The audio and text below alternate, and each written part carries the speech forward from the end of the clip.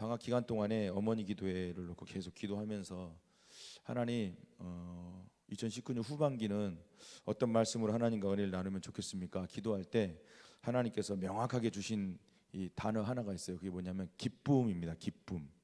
기쁨이라는 단어가 이게 확 앞에 떠오르고 보여주시더라고요.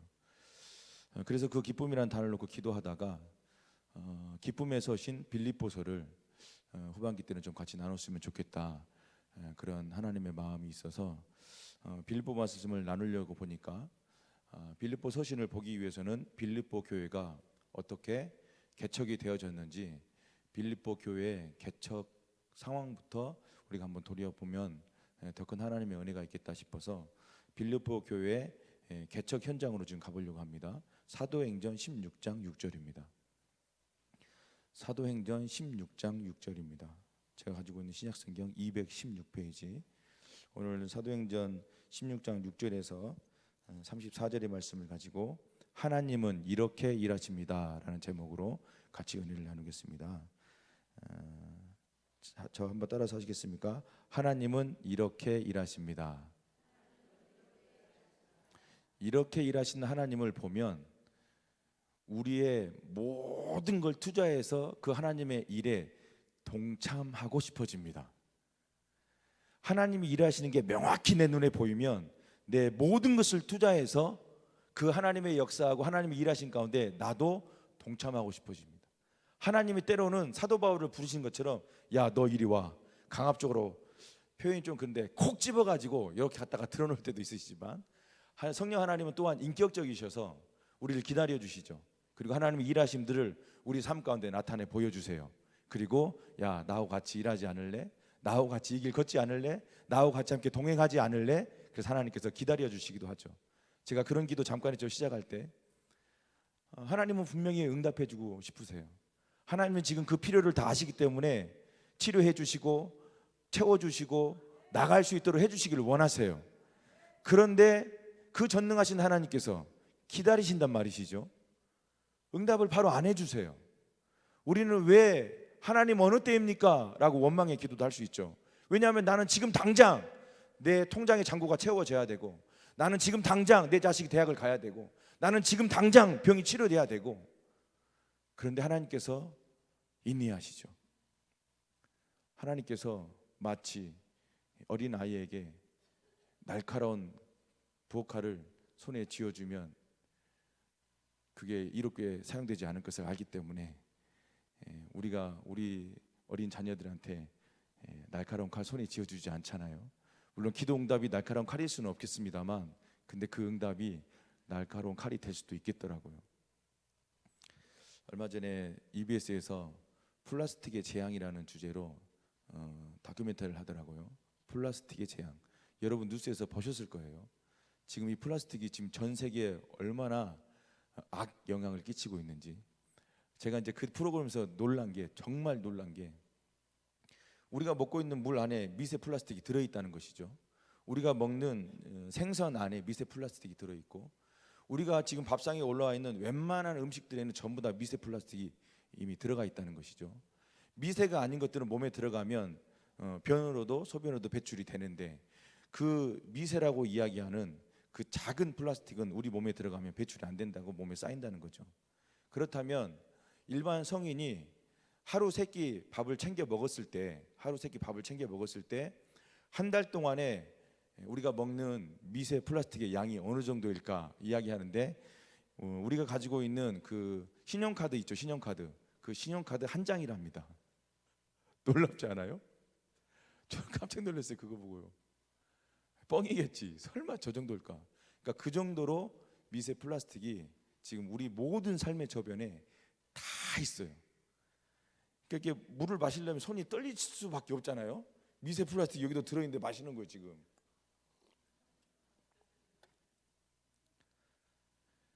근데 이 플라스틱이 처음 개발되어서 나왔을 때 뭐라고 했냐면 신이 준 지구의 축복이 플라스틱이라고 이야기했어요. 너무 편하죠 플라스틱.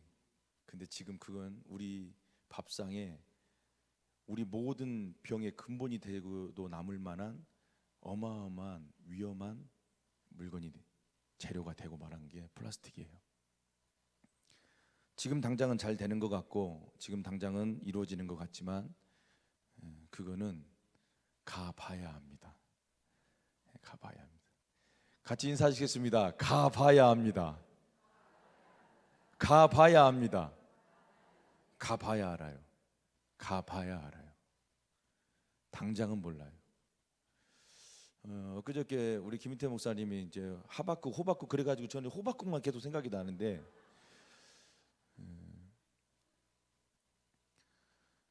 하박국의 가장 큰 주제가 그거죠. 악인들이 너무 잘 되는 거예요. 하나님의 말씀대로 살고 믿음대로 살고자 하는 사람들은 계속 쪼그라지고 하나님도 예배하지 않고 하나님의 은혜에는 전혀 상관없이 살아가는데도 불구하고 잘 사는 악인들을 향해서 불만이 생길 수밖에 없는 거예요. 근데 어떻다고요? 가봐야 알아요. 오늘 새벽에 우리 정유구 목사님이 이야기한 그 여호와의 날 가봐야 합니다. 심판의 날 가봐야 알아요. 지금 인내하는 기간들이 필요하죠. 하나님께서 주시는 거예요. 하나님이 왜 응답하시지 않고 싶으시겠어요? 하나님은 우리가 행복하기를 원하시고 우리가 기뻐하기를 원하시고 우리가 주님 안에서 하나님과 동행하기를 원하시는데 하나님과 동행함에 있어서 이걸 채워주면 하나님과 동행이 혹시나 끊어질까 봐, 혹시나 이 응답 때문에 교만해질까 봐, 혹시나 이 응답 때문에 하나님과 멀어질까 봐 하나님은 오늘 또 말할 수 없는 탄식으로 우리를 위해서 기도하고 계시는 것이죠. 어찌됐든 오늘 하나님께서 이렇게 일하시는 이 하나님의 빌립보 교회가 세워지는 이 과정들을 같이 말씀을 통해서 묵상하시면서 여러분의 일생도 여러분의 인생도 지금도 하나님과 동행하면 사셨지만 이제는 조금 더 적극적으로 내가 그 하나님의 일하시고 역사하신 가운데 내가 동참하고 내 시간과 물질과 에너지를 투자해서 하나님과 동행을 조금 더 적극적으로 할 수 있는, 그래서 하나님이 가자 하실 때 예 하나님하고 순종하며 나갈 수 있는 그런 즉각적인 순종의 은혜가 있기를 축복합니다. 그래서 제가 오늘 설교 끝나고 할 기도 제목 첫 번째, 곧의 영성을 주시옵소서. 곧. 마게도냐 환상을 통해서 하나님께서 말씀하실 때 이 디모데와 실라와 바울은 즉시 곧 순종했습니다. 근데 이 곧 순종할 수 있는 영성은 하루아침에 만들어지지가 않습니다. 하루아침에 만들어지지가 않아요. 여기 아까 나왔던 이 청산교회 슈바이처 이강한 원장님도 지금은 저렇게 섬기고 희생하는 삶을 살고 계시지만 젊었을 때부터 그러시지 않았을 거예요. 인생을 살다 보니까 자기 인생이 마지막까지 무엇을 하면서 사는 것이 보람있고 무엇을 위해서 사는 것이, 그러다가 차츰차츰 내가 죽을 때까지 이 사람들을 섬겨야 되겠구나, 내가 의사로서 이 사람들을 끝까지 섬기며 가야 되겠구나. 처음부터 성숙해서 가는 사람은 없죠. 조금씩 가다가 하나님 그렇게 인도하시죠. 본문을 다 읽으려면 시간이 많이 가니까 일단 사도행전 16장 6절에서 10절까지만 같이 함께 읽겠습니다. 시작. 성령이 아시아에서 말씀을 전하지 못하게 하시거늘 그들이 부르기아와 갈라디아 땅으로 다녀가 무시아 앞에 이르러 비두니아로 가고자 했으되 예수의 영이 허락하지 아니하시는지라. 무시아를 지나 드레아로 내려갔는데 밤에 환상이 바울에게 보이니 마게도냐 사람 하나가 서서 그에게 청하여 이르되 마게도냐로 건너와서 우리를 도우라 하거늘 바울이 그 환상을 보았을 때 우리가 곧 마게도냐로 떠나기를 힘쓰니 이는 하나님이 저 사람들에게 복음을 전하라고 우리를 부르신 줄로 인정함이로라. 아멘. 빌립보 교회는 여기서부터 시작됩니다. 빌립보 교회는 여러분이 아는 것처럼 유럽의 최초의 교회예요. 그리고 이방인들이 주류가 이루어지는 교회이고요, 유대인들이 아니라. 그리고 이 빌립보 교회는 사도 바울의 2차 전도 여행 때 세워진 교회입니다. 다 아시지만 점검하는 차원에서 사도 바울이 1차 전도 여행을 떠날 때 시기가 AD 47년, 예수님께서 AD 33년에 돌아가셨다고 우리가 볼 때 AD 47년이면 예수님 돌아가시고 14년 후에 사도 바울이 1차 전도 여행을 떠납니다. 몇 년간 떠납니까? 2년간 떠납니다. 47년부터 49년까지. 참 외우기 쉽게 제가 따져보니까 사도 바울이 1차 선교 여행 떠날 때 나이가 몇 살이냐면 47살. 47세, AD 47년. 그러니까 1차 선도 여행이 끝나니까 사도 바울의 나이가 몇 살이 됐습니까? 49이 됐죠. 2년 동안 했으니까. 무려 2240km를 걸어 다녔습니다. 예. 물론 배 탄 기간도 있긴 있습니다만 거의 걸어 다녔죠. 그렇게 전도 여행을 마치고 돌아와서 선교 보고하고 몇 개월 쉬지 않고, 몇 개월 쉬지도 않았어요. 또 1차 전도여행 때 돌아봤으니까 그 돌아보고 난 다음에 2차 전도여행을 출발하는데 그때가 AD 47년, 사도 바울 나이 49세. 그때는 2차 전도여행은 너무 외우기가 쉽게 1차는 2년 했는데 2차는 몇 년 했을까요? 3년 했어요. 3년. 2차는 3년 했습니다. 3년 동안 4,500에서 6,000km를 다녔어요. 3년 동안. 그때 첫 번째 개척된 교회가 무슨 교회라고요? 유럽의 빌립보 교회. 그 빌립보 교회의 시작은 이렇습니다. 사도 바울은 1차 전도여행을 마치고 난 다음에 전도여행 마치고 돌아오니까 그때 세웠던 교회들에서 이렇게 소식이 들려오는데, 처음에는 교회가 개척되어졌을 때 예수님을 처음 만나서 너무 뜨겁고 전도도 열심히 하고 기도도 열심히 하고 뭐 주일 예배, 저녁 예배, 수요 저녁 예배, 새벽 기도, 금요 철야 빠지지 않고 예배드리던 성도들이 조금씩 금요 철야를 빠지기 시작하고 새벽 예배를 빠지기 시작하고 11조도 떼어먹고 헌금도 안 하고 이렇게 신앙이 조금씩 안 좋아지고 있다는 소식을 듣고 2차 전도여행은 1차 전도여행 때 돌았던 곳을 다시 한번 돌면서 격려하고 신앙을 세워야 되겠다고 계획을 짜고 딱 출발했는데 누가 막았어요? 성령이 아시아에서 말씀을 전하지 못하게 하시거늘. 성령 하나님께서 모든 계획을 멈추세요. 빌립비 교회의 시작은 사도 바울과 디모데와 바울이 계획했던 모든 계획을 뒤엎으시는 것부터 빌립보 교회는 시작되었어요. 하나님은 이렇게 일하시더라고요. 여러분이 기도하고 하나님의 뜻을 구할 때 여러분이 간절히 바라고 원하는 것들은 죄송하지만 하나님의 뜻이 아닐 확률이 좀 있어요. 그래서 성경에도 나와 있잖아요. 너의 생각은 나의 생각과 다르다. 요거를 좀 더 확대 해석해서 적용해 보자면, 내가 생각하는 신앙과 믿음, 하나님께서 보실 때 여러분이 생각하는 만큼 신앙과 믿음이 아닐 수 있다는 사실에 여러분들이 경각심을 가지셔야 돼요. 나는 이 정도라고 생각하고 계지만 하나님이 우리 신앙과 믿음을 평가하실 때, 에스겔서 묵상하다 보면 그런 거 있죠. 성전을 측량하는 것들이 나와요. 성전을 왜 측량했어요? 성전이 여기서부터 몇 미터고 그게 중요해요? 성전을 측량하겠다는 얘기는 왜요? 성전은 교회고 교회는 곧 건물이 아니라 성도니까 성전을 측량한다는 얘기는 뭐예요? 우리의 신앙을 달아보시겠다는 거예요. 그래서 아모스서에는 다림줄 환상이 나오죠. 다림줄이 뭐예요? 건물을 지을 때 이 수평이 맞는지 위에서부터 딱 떼보는 거잖아요. 반듯하게 지금 벽돌이 싹 올라가고 있는지. 이 다림줄이 뭘 상징해요? 하나님의 말씀을 상징하죠. 하나님의 율법을 상징하죠. 이 다림줄에 딱 맞춰놓고 하나님의 말씀의 기준대로 살고 있는가? 우리가 생각하는 거하고 하나님의 생각하는 거하고 많이 달라요. 그래서 우리가 너무 잘 아는 말씀 있죠. 사람이 많은 인들을 계획할지라도 그 발걸음을 인도하시는 분은 여호와 하나님이시니라. 이 말씀이 딱 지금 사도 바울 일행들에게 딱 적용되죠. 본인들은 이렇게 계획을 치밀하게 짜서 이 교회 가갖고는 여기는 좀 기독론이 약하다니까 예수님의 신성에 대해서 강조하고, 여기는 좀 기도가 좀 부족한 교회니까 우리가 가서 성령론을 강조하고, 이렇게 다 계획을 짰을 거란 말이에요. 심지어는 어떤 것을 가르칠 건까지 다 짰을 거예요. 그런데 성령 하나님이 막으세요. 빌립보 교회는 여기서부터 시작됐어요. 모든 사람의 계획을 막으시고 하나님의 뜻을 드러내 보여주시길 원하실 때 하나님께서는 사도 바울과 디모데와 실라를 사용하신 거예요. 7절에 무시아 앞에 이르러 비두니아로 가고자 했을 때 예수의 영이 허락하지 아니하시는지라. 무시아를 지나 드루아로 내려갔는데 밤에 환상이 바울에게 보이니 마게도냐 사람 하나가 서서 그에게 청하여 이르되 마게도냐로 건너와서 우리를 도우라 하거늘 바울이 그 환상을 보았을 때 우리가 곧 마게도냐로 떠나게 하리 심으니 이는 하나님이 저 사람들에게 복음을 전하라고 우리를 부르신 줄로 인정함이로라. 여기 짧게 읽으시면서 예리하신 분들은 봐셨겠지만 6절에서는 누가 막았다고 이야기하냐면 성령이라고 돼 있어요. 그런데 7절에서는 성령이라 안 하고 뭐라고 이야기하고 있어요? 예수의 영이 허락하지 않았다라고 이야기해요. 그런데 10절에 가니까 하나님이 저 사람들에게 복음을 전하라고 우리를 부른 줄로 인정함이라.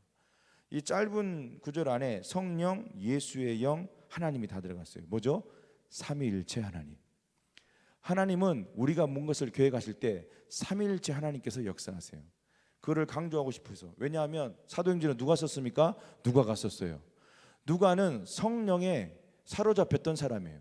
의사였고 많이 배웠던 사람이고 스펙이 화려했던 사람이지만 그는 성령에 사로잡히고 성령을 간절히 사모했던 사람이기 때문에 이 사도행전은 그래서 성령행전이라고도 이야기했죠.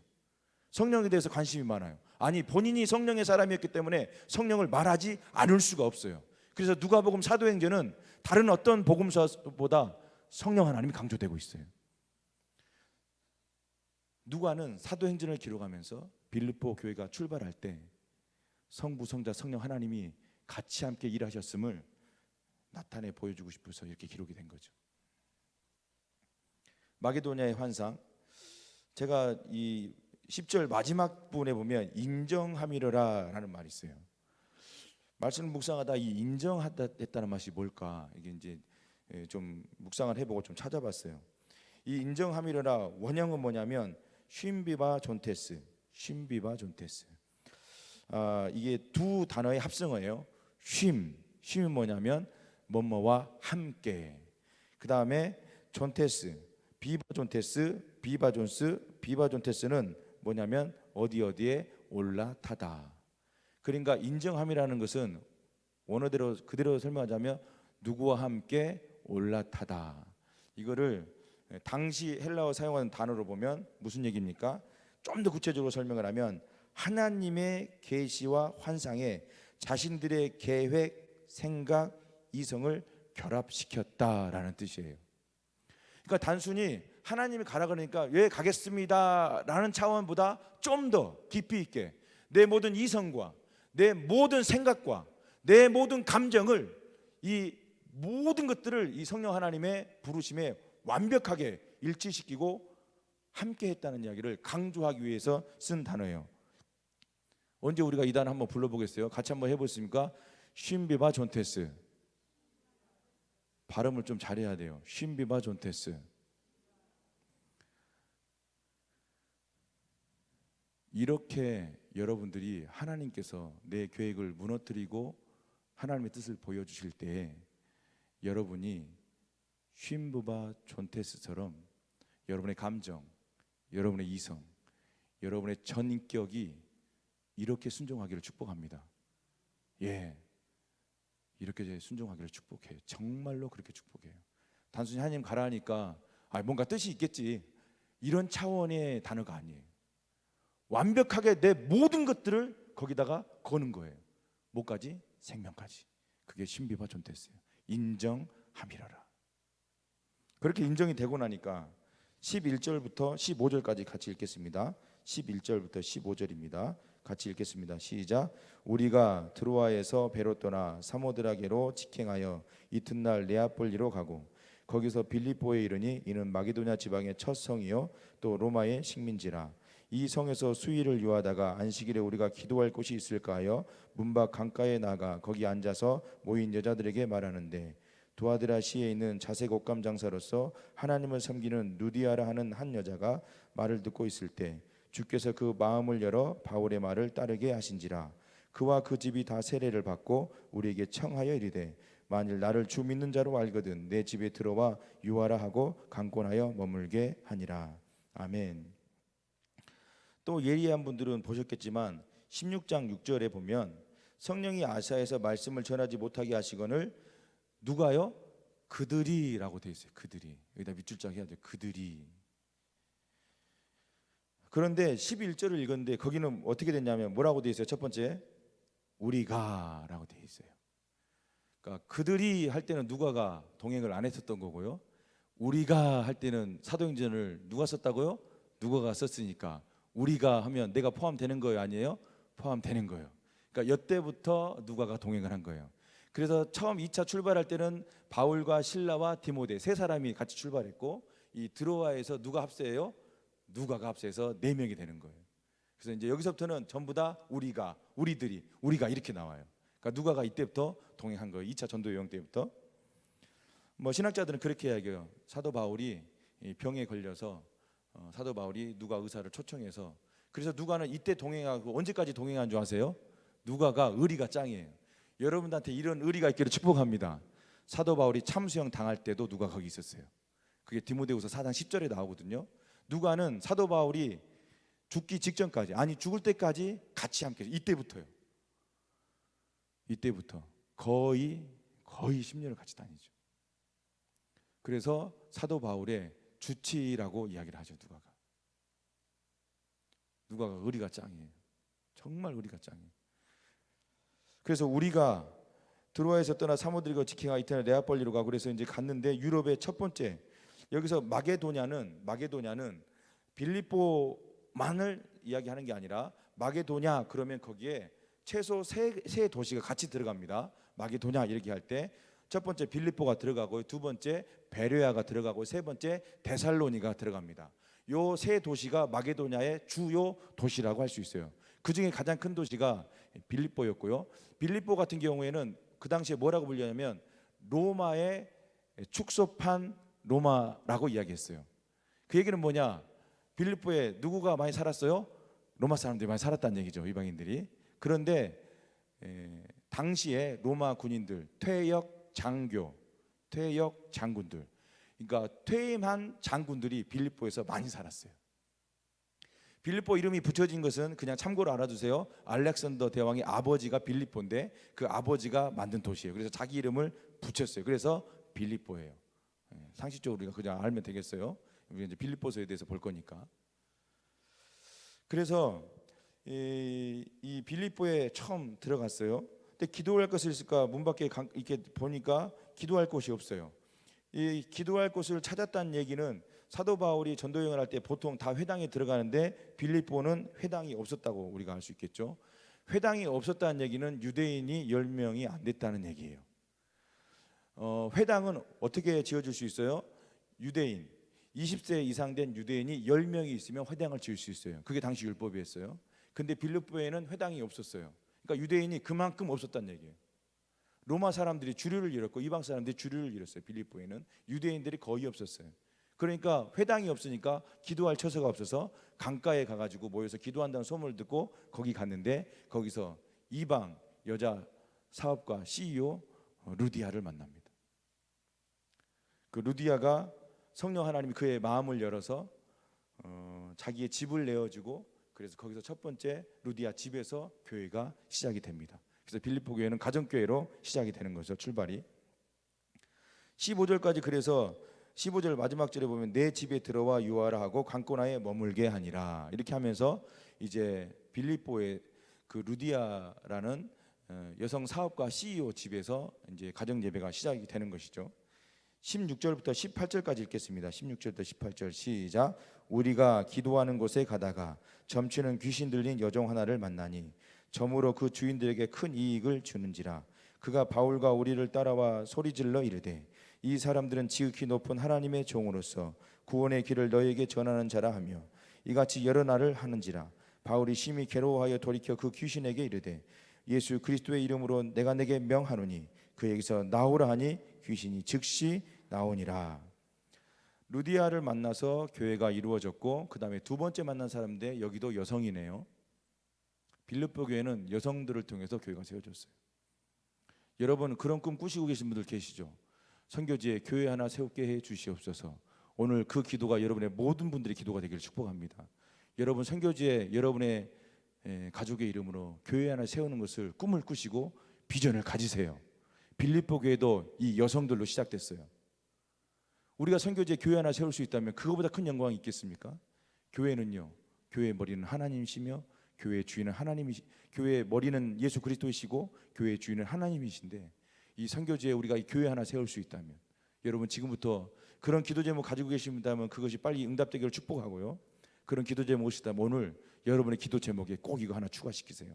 하나님, 제가 선교지에 교회 하나 세울 수 있도록 은혜를 주시옵소서. 우리가 이런 비전과 이런 꿈을 가지고 있어야 되지 않겠습니까? 우리가 예배하는 이유가, 우리가 오늘 이 시간에 나와서 기도하는 이유가 뭡니까? 교회가 든든히 세워져 가고 교회가 또 다른 곳에 새로운 교회가 세워져 가는 것이 우리의 기도 제목이 아니겠습니까? 우리가 예배하는 이유가 거기 있어야 되는 거 아니겠습니까? 절대 하나님의 은혜가 여러분 안에 머물러 있을 수 없습니다. 하나님의 은혜는 노출되게 되어 있습니다. 하나님의 은혜는 흘러가게 되어 있습니다.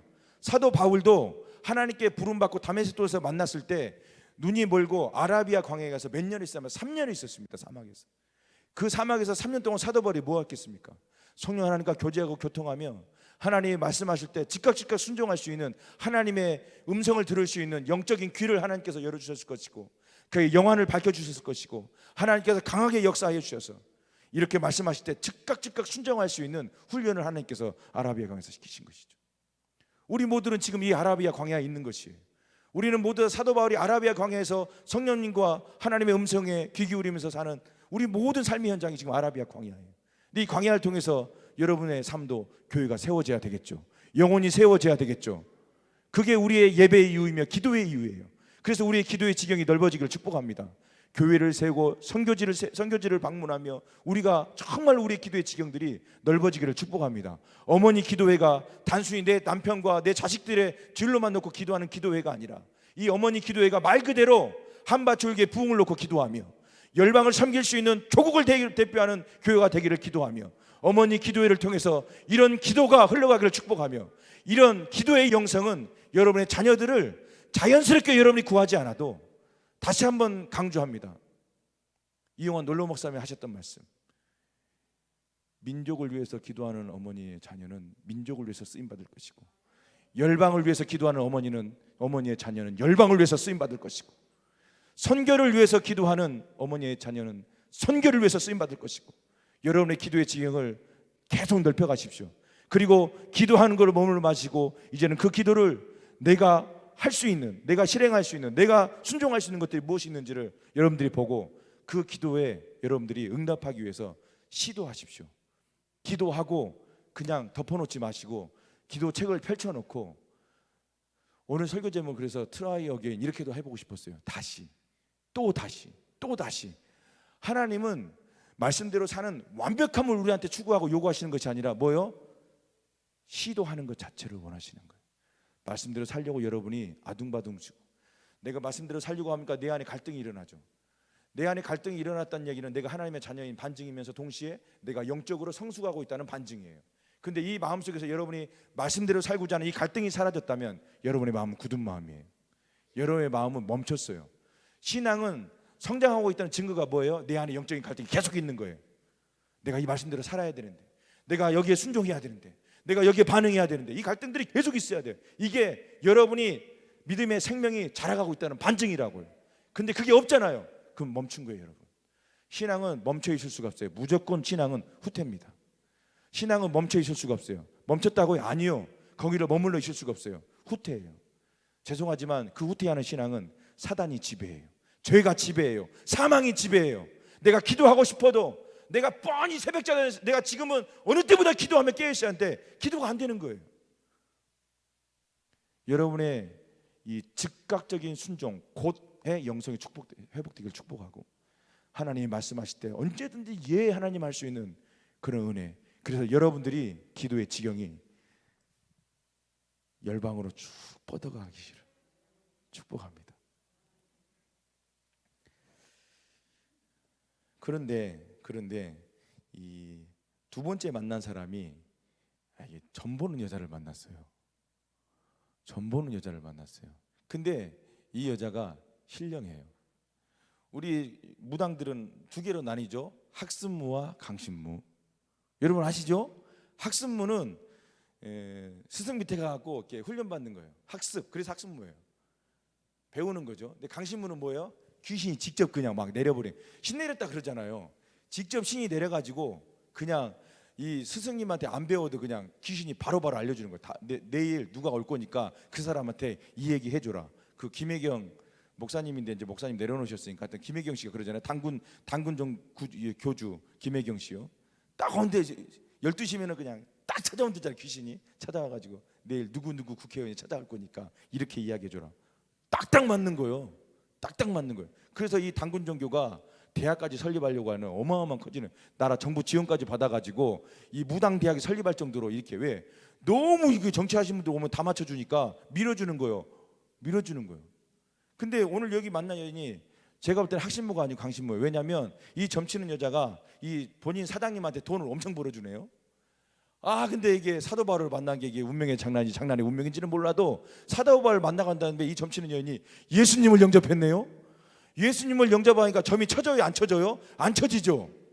그리고 이 여자가 나도 이 선교사님 따라다니면서 선교해야겠다고 막 헌신하니까 주인이 돈이 안 벌리니까 주인이 화가 났죠. 그래가지고 정부에다 고발해가지고 사도 바울과 신라를 옥에다 갖췄어.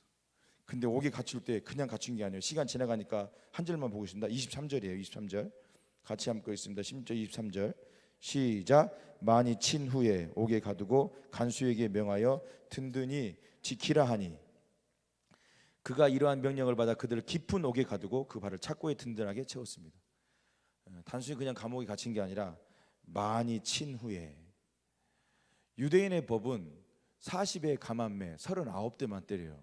그 얘기는 뭐냐면 죽기 직전에 그만 때리는 거예요. 근데 로마법은 그렇지 않아요. 죽을 때까지 때려요. 40의 감한매가 아니란 말이에요. 그러니까 많이 쳤다는 얘기는 그만 죽을 때까지 때렸다는 얘기예요. 그냥 쳤다라고 표현할 때 많이라고 그랬잖아요. 많이 친 후에. 그 다음에 깊은 옥이라고 그랬죠. 깊은 옥은 어디를 말할까요? 지하 감옥이에요. 일단 빛이 들어오지 않는 감옥이에요. 여기서 우리 신앙에 하나님이 일하는 데 있어서 걸림돌 하나, 그런데 이 걸림돌은 무조건 넘어야 될 걸림돌인데 무슨 얘기냐면 본인들이 계획했던 그 모든 계획들을 다 접고 성령 하나님께서 말씀하신 대로 말 그대로 성령 하나님이 인도하시고 예수의 영이 인도하시고 성부 하나님이 인도하셔서 그 빌립보 동에 갔는데, 그러면 교회가 쫙 건물이 마련되고 짝짝짝짝 이렇게 돼야 되는데 성령 하나님의 음성 듣고 순종하면서 갔는데 매 맞고 감옥에 갇혔어요. 매 맞고 갇힌 게 하나님의 뜻입니까 아닙니까? 이 과정이 지나야지 빌립보 교회가 탄생하는 거예요. 왜요? 하나님은 로마 이 감옥의 간수장을 회심시키기 위해서 바울과 실라를 매맞게 해서 감옥에 갇히게 하신 거예요. 왜냐하면 로마 군이 돌아와요. 그래서 빌립보 교회는 그 어느 교회보다 사랑이 많은 교회로 정평이 나 있어요. 사업가 루디아, 그 다음 점치는 여자, 그 다음에 로마 간수장의 가족들. 그러니까 점치는 여자의 가족들과 로마 간수장의 가족들과 이 루디아의 가족들, 이 세 가정이 빌립보 교회 원년 멤버예요. 우리 한밭절교회 도마동 시절 때, 이 도마동 시절 엄청 많이 들었어요. 제가 여기가 가장 많이 도마동 시절 때를 아냐. 그때는 기도할 때 지붕에 막 이슬이 맺혔다, 뚝뚝 떨어졌다 바닥, 그런 얘기 막 하시더라고요. 빌립보 교회 원년 멤버가 이 세 가정이에요. 이 세 가정이 유럽의 첫 번째 교회였어요. 여러분, 하나님은 이렇게 일하세요. 설교 결론을 맺으려고 해요. 하나님은 우리가 아무리 많은 것들을 계획해도 하나님의 뜻이 아니면 멈춰 서라고 이야기하세요. 그러나 여러분 기억하세요. 우리가 생각하는 것이 하나님의 뜻이 아닐 확률들이 생각보다 높아요. 왜냐하면 그 원하는 대로 다 되면 마치 어린아이에게 아주 잘 되는 칼날을 쥐어주는 것 같기 때문에 하나님은 그렇게 일하시지 않으시더라고요. 모난 부분이 때문에 깎고 다듬고 둥글둥글 만드시더라고요. 어디다 갖다 놔도 쓰임받을 수 있도록 하나님은 계속 그래서 깎으시는 거예요. 우리의 인격도, 우리의 입술 말도, 우리의 마음도, 우리의 표정도 전부 다 하나님께서 하나님의 쓰시기에 깨끗한 그릇을 만드시는 과정이에요. 하나님 이렇게 일하세요. 내 모든 뜻 내려놓게 하시고 성령 하나 음성 주실 때, 그러면 이 음성 앞에서 두 부류의 사람들이 생기겠죠. 어떤 사람이요? 순종하는 사람과 불순종하는 사람. 사도 바울은 순종했어요. 어떻게 해요? 즉시. 어떻게 해요? 쉰비바 존테스. 인정함이로라. 단순히 하나님 말씀하십니까? 예, 하나님 갈게요. 이런 수준이 아니라 내가 생명을 걸고, 왜? 그게 하나님의 뜻인 것을 분명히 알았다면, 그게 하나님의 음성이고 그게 하나님의 뜻이 분명하다면 여러분의 생명도 걸어야 할 줄 믿습니다. 그게 하나님의 뜻이라면 여러분의 물질도 거기다 드려야 될 걸 믿습니다. 그게 진짜 하나님의 뜻이 분명하다면 신비바 존테스, 내 모든 이성과 내 모든 감정과 내 모든 전심을 합하여 거기다 올인시키는 거죠. 저는 그래서 목사가 되었어요. 아무리 뜯어봐도 목사 외에는 평생 주님을 위해서 일할 게 없어 보이더라고요. 그 당시 때 제 판단에서는 그랬어요. 물론 그게 하나님의 부르심이었지만요. 하나님은 이렇게 일하세요. 그 다음에 순종하니까 갔는데 일사천리로 진짜 말 그대로 이 형통이라는 단어에 대해서 우리가 잘못 알고 있는데, 형통은 뭐라고요? 하나님의 뜻대로 되는 게 형통입니다. 내 뜻대로 되는 게 형통이 아니에요. 우리는 형통이라는 단어 무지무지 좋아하는데, 성경에서 말하는 형통은, 요셉 창세기 39장에서 말하는 형통은 하나님의 뜻대로 되는 거예요. 요셉 감옥에 갇힌 게 하나님의 뜻이에요. 감옥 뜻인 거예요. 인간적으로 볼 때는 아니죠. 정 아니죠. 영 아닌데 그게 형통이에요. 그래서 하나님의 형통 펼쳐지는데 엄청나게 두드려 맞고 지하 감옥에 갇혀요. 하나님의 뜻이라고 분명히 해서 신비바 전태스하고 갔는데, 그게 하나님의 음성 분명히 해서 갔는데 두드려 맞아요. 하나님께서 우리를 쓰실 때 꼭 이 과정을 주시더라고요. 그때 우리 신앙과 믿음이 잠깐 흔들릴 수 있어요. 하나님 제가 순종했잖아요. 하나님 제가 드렸잖아요. 하나님 제가 기도했잖아요. 하나님 뜻이라면서요. 예, 그것도 하나님의 뜻이에요. 매 맞는 것도 하나님의 뜻이에요. 감옥에 들어간 것도 하나님의 뜻이에요. 왜요? 로마 간수장의 가정을 구원하셔야 되기 때문에. 하나님은 이 빌립보 교회를 하나를 세우시기 위해서 사도 바울이 계획했던 그 모든 계획들을 접게 하시고 환상을 보여주셔서 빌립보 성에 가서 두드러 맞고 감옥에 갇히고, 그러나 그 상황 가운데서도 기도하고 찬송할 때, 여기 하나를 더 봐야 돼요. 제가 묵상하다 25절에 한밤중에 바울과 실라가 기도하고 하나님의 뜻을 찬송하며 죄수들이 듣더라. 이 죄수들이 듣더라가 그냥 써놓은 게 아닌 것 같은 거예요. 왜 죄수들이 듣더라 써놨을까? 또 막 찾아봤죠. 원래 헬라어 단어는 그냥 듣다라는 헬라어 단어는 아코라는 단어예요. 근데 여기다가 누가는 아코라는 단어를 안 들고 엄청 길어요. 그래서 보고 읽어야 돼요. 에파크로 오마이, 이게 써놨어요. 그러니까 하여튼 어려운 단어예요. 이게 왜 이 단어를 썼나? 이 밖에 있는 간수들이 어떻게 해요? 기도 소리를 듣는 거예요. 어떻게 해요? 관심을 가지고. 쟤네들은 죽을 정도 두드려 맞고 감옥에 들어왔는데 노래를 부르네. 막 기도하는데 우리 간수장을 구원해 주시옵소서, 이 기도 소리가 들리는 거예요. 근데 그냥 기도하는 게 울면서 기도하는 거예요. 아니 전애들이 언제 나를 봤다고 나를 위해서 울면서 기도하나? 그래서 이 단어를, 이 제수들이 듣더라를 이게 에파크로마이다 단어를 쓴 거예요. 그들이 관심 가지고 듣는 거예요. 찬양 소리, 기도 소리. 여러분의 찬송 소리와 기도 소리가 그 누군가한테는 이렇게 그들의 심령과 마음에 들려지는 찬송과 기도가 된다는 것을 잊지 마세요. 여러분은 묵상으로 기도해도 그 기도 소리가 그 누군가한테는 엄청난 확성기의 소리가 들린단 말이죠. 그 기도를 크게 부르짖는다고 해서 그 부르짖는 기도가 다 큰 기도가 아니라, 묵상으로 기도해도 하나님이 원하는 기도를 묵상으로 기도하면 그 누군가의 귀에는 확성기처럼 들리는 거예요. 지금 제가 이야기하는 것처럼. 아무리 세미하게 내가 속으로 묵상으로 기도해도 하나님이 그분에게 그 기도가 필요한 기도라면, 성령이 인도하는 기도라면 그 사람한테는 마음속에 각인되어지게 그 기도 소리가 들려지고 그 찬송 소리가 들려지는 거예요. 여러분 안에 이런 은혜가 있기를 축복합니다. 하나님은 이렇게 일하십니다. 하나님은 이렇게 일하세요. 여러분들을 초청하는 거예요. 누가 이렇게 하나님 일하시는 가운데 동참하시겠습니까? 저는 우리 한밭절교회 오늘 이 자리에 나온 어머니들이 이 하나님의 일하시는 가운데, 역사하신 가운데 동참하기를 축복합니다. 이 동참하는 적용이 참 중요한데요. 지난주에도 교회를 위해서 기도했지만 이 하나님의 일하심에, 이 하나님의 역사하심에 동참하는 첫 번째 기도는 무조건이에요. 무조건 여러분이 섬기는 교회 기도를 해야 됩니다. 제가 여기다가 무조건이라고 합니다. 무조건 이 하나님의 일하심의 역사하심에 동참하기를 원하신다면 여러분의 첫 번째 기도는 교회의 기도가 되어야 될 것이에요. 교회의 기도는 기도 제목이 너무 많습니다. 대안학교부터 우리 장자학교부터 시작해서 사역자들, 우리 담임 목사님, 이영화 원로 목사님, 각 부서, 교육부서, 다음 세대, 위원회, 우리 기도할 제목들이 얼마나 많아요. 여러분들이 이 기도를 할 때 이 하나님이 동참하는 거예요.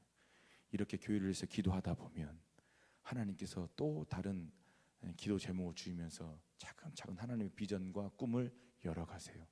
그때 말씀도 주시고요, 그때 사람도 만나게 해주시고요, 그때 하나님께서 눈물과 기도를 주셔서 하나님은 여기까지 복음의 역사를 이루어오신 거예요. 여러분 안에 이 하나님의 일하신 것을 이 말씀을 통해서 오늘 똑똑히 보셨으니까, 아니 여러분이 지금까지 살아온 삶 가운데 하나님께서 그렇게 일하셨으니까 다시 한번 여러분의 기도의 손을 꼭 움켜쥐시기를, 흐트러져 있던 여러분의 기도의 손을 꼭 움켜쥐시기를, 여러분의 하나님을 향한 간절함이 회복되어지시기를. 그래서 제가 설교 제목을 다시 이렇게 하려고 그랬어요. 다시 기도하세요. 다시 하나님의 말씀을 펴세요. 다시 하나님의 마음이 어떤 마음이신지를 보세요. 내가 멀리 떠나 있었던 하나님의 일하심의 역사하심이 무엇인지를 관심을 가지세요. 다시 말씀을 펴시면 그게 보일 거예요. 하나님의 일하심들이. 다시 기도의 자리를, 다시 말씀의 묵상의 자리를, 다시 하나님을 간절히 찾는 자리로 나오시기를 축복합니다.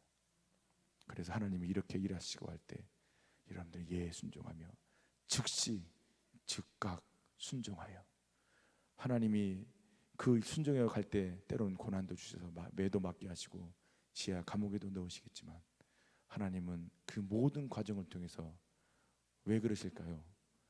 한 영혼 구원하시려고요. 그래서 저는 이웃사랑의 최고의 이웃사랑은 영혼 구원 전도라고 말씀을 드립니다. 여러분의 예배가, 여러분의 기도가 영혼 구원과 관계가 되지 않는다면 여러분의 정욕을 위해서 쓰기 위한 기도일 것입니다. 여러분의 기도가, 여러분의 예배가, 여러분의 섬김이 영혼 구원과 연결되지 않는다면 여러분의 기도는 정욕으로 쓰려고 하는 것에 불과할 수 있습니다. 여러분의 예배와 기도가 영혼 구원으로 결론되어지시기를. 누가복음 15장에 보면 하나님께서 자신의 감정을 잘 표현을 안 하시는데, 누가복음 15장에 그 집 나간 둘째를 그 동구박 마을 앞에서 기다리고 계시는 그게 하나님 아버지의 마음이잖아요. 근데 그 아들 돌아왔을 때 하나님께서 뭐라고 했냐면 큰 기쁨이 있었다. 그 15장에 나올 때 15장이 전부 다 찾는 게 주제잖아요. 찾는 게 이런 드라크마를 찾고 이런 한 마리 양을 찾고 돌아온 둘째 아들을 찾고. 근데 그 찾을 때 하나님께서 뭐라고 자기 감정을 표현하시냐면 큰 기쁨이라고 이야기를 해요. 언제요? 한 영혼 돌아올 때. 여러분의 모든 신앙생활의 초점이 영혼 구원으로 가야 돼요. 우리 어머니 기도회를 통해서 영혼 구원이 일어나기를 축복합니다. 여기 나와서 200명, 300명이 나와서 기도하는 것도 중요하지만, 다시 한번 말씀드리면 하나님의 나라는 숫자에 있지 않아요.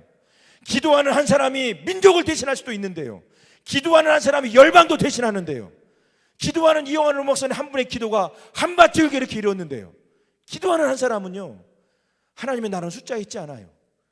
숫자에 있지 않아요. 하나님의 나라는. 여러분이 오늘부터 하나님이 이렇게 일하시는 것을 여러분 보셨다면 이제 여러분 실행하셔야 돼요. 이제는 순종하셔야 돼요. 어디에요? 영혼 구원이에요. 그것이 우리 어머니 기도에 존재하는 이유입니다. 어머니 기도를 통해서 한 영혼이 구원되지 않는다면 이 기도가 무슨 의미가 있겠습니까? 이 어머니 기도를 통해서 영혼이 구원되지 않는다면 이 기도회가 존재할 이유가 어디 있겠습니까? 이 어머니 기도를 통해서 제가 1년 동안 어머니 기도를 하면서 하나님께 엄청난 많은 회개 기도를 했어요. 단순히 우리가 은혜 받는 자리가 아닌데, 여기가 단순히 예배로 끝나서는 안 되는데, 우리가 이 어머니 기도를 통해서 영혼 구원이 일어나야 되는데, 교회에서 하는 모든 프로그램, 교회에서 하는 모든 회의들, 교회에서 하는 그 모든 것들은 영혼 구원으로 귀결이 돼야 돼요. 그게 하나님이 지금도 일하시고 역사하시고요, 여러분이 성령 하나님을 피부로 와닿게 경험하기를 원하신다면 영혼 구원하셔야 돼요.